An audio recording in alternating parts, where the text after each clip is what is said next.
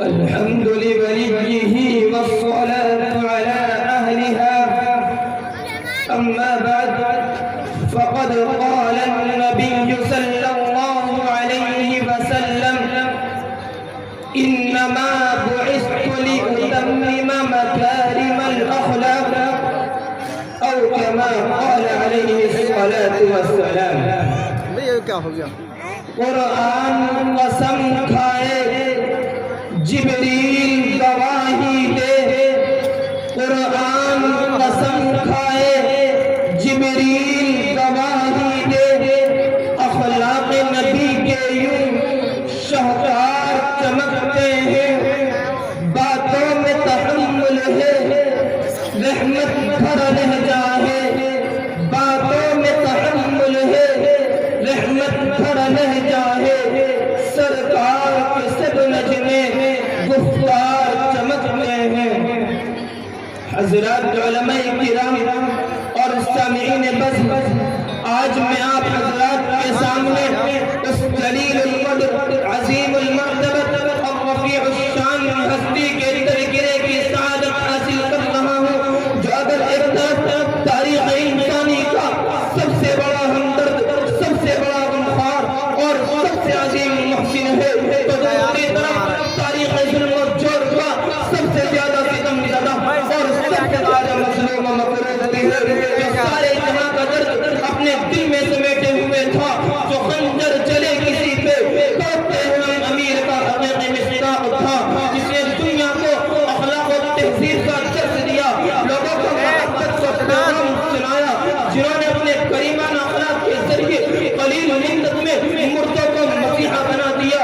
زمانے جاہلیت کو خیر القرون کا اعزاز بخشا. عرب کے صحابہ کو قریش انسان دوست بن گئے. آپ کے اخلاق کو دیکھ کر دشمنان اسلام، پاسبان اسلام بلکہ پاسبان عالم بن گئے. باغیان دین، حامیان دین کے نام سے پکارے جانے لگے. اس کی شان میں اکبر الہ آبادی نے کیا خوب کہا ہے، خود نہ تھے جو راہ پر اوروں کے ہادی بن گئے. خود نہ تھے جو راہ پر اوروں کے ہادی بن گئے. کیا نظر تھی جس نے مردوں کو مسیحا کر دیا. سامعین بھی وقار، آپ صلی اللہ علیہ وسلم نے اخلاق کا جو نمونہ پیش کیا، اس کے فیض سے افسردہ چمن ٹہلانے لگے. مردہ دھرتی میں جان پڑ گئی. سویا ہوا سبزہ جاگ اٹھا. سنسان باغ جس کی پتیاں اٹھا کر گر چکی تھی، آپ صلی اللہ علیہ وسلم کے کریمان اخلاق کی ہوا چلتے ہی ان میں نئی اور ہری پتیاں نکل آئی. سامعین گرامی قدر، آئیے تاریخ کے اوراق کھولتے ہیں. مکہ فتح ہو چکا ہے. حضور اقدس صلی اللہ علیہ وسلم اور صحابہ کرام غالب آ چکے ہیں اور دشمنان اسلام سر جھکا کر سزا کا انتظار کر رہے ہیں. اس وقت آپ صلی اللہ علیہ وسلم نے اخلاق کا جو نمونہ پیش کیا، دنیا اس کی مثال پیش کرنے سے آج قاصر ہے. دشمنوں سے خطاب ہوتا ہے، لا تثریب علیکم اليوم یغفر اللہ لکم وهو ارحم الراحمین. جاؤ، آج محمد صلی اللہ علیہ وسلم کی طرف سے معافی کا اعلان کیا جاتا ہے. آگے بڑھتے ہیں. سردار سمامہ جو آپ صلی اللہ علیہ وسلم کے خون کا پیاسا تھا، اخلاق نبی سے متاثر ہو کر عاشق رسول بن گیا. اکرمہ بن ابو جہل جو توحید کا دشمن تھا، اخلاق حسنہ نے اس کو توحید کا پجاری بنا دیا. فضالہ بن عمیر جو آپ صلی اللہ علیہ وسلم کی جان کے اندر پہ تھا، اخلاق حبیب کی وجہ سے گرویدہ اسلام بن گیا. نجران ترائی اسلام سے متنفر تھا، اخلاق حسنہ نے اس کو اسلام کا شہدائی بنا دیا. جس کی شان میں کسی شاعر نے کیا ہی خوب کہا ہے، اس کی سیرت حسی، اس کی صورت حسی، اس کی سیرت حسی، اس کی صورت حسی، اس کا کوئی نسخہ، اس کا کوئی نہیں. اس کا ہر قول ہر فعل ہے بے نشی، اس کا ہر قول ہر فعل ہے بے نشی. خوش وزا، خوش ادا، خوش نوا، خوش کلام، اس پہلا کا درود، اس پہلا کا سلام.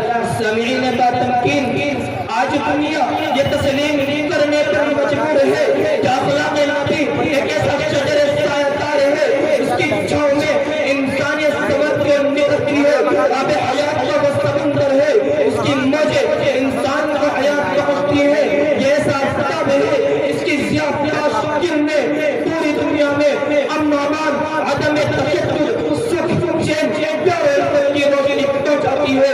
جس پر یہ جس جماعت نے یہ دھوکہ سمجھ لیا وہ اسلام ہونے پر مجبور ہو گئے۔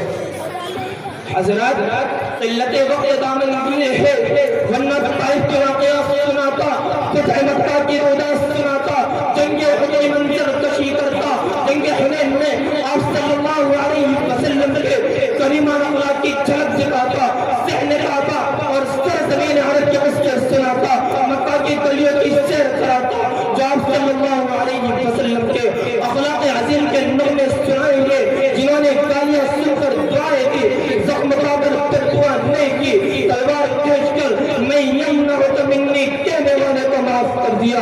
اس کے نتیجے میں اسلام کا شجر سایہدار پھیلتا ہی گیا، اس کی جڑیں مضبوط سے مضبوط تر ہو گئی، نہ تلوار اٹھانے کی ضرورت پڑی، نہ میزائل اور ٹینک کی ضرورت پڑی۔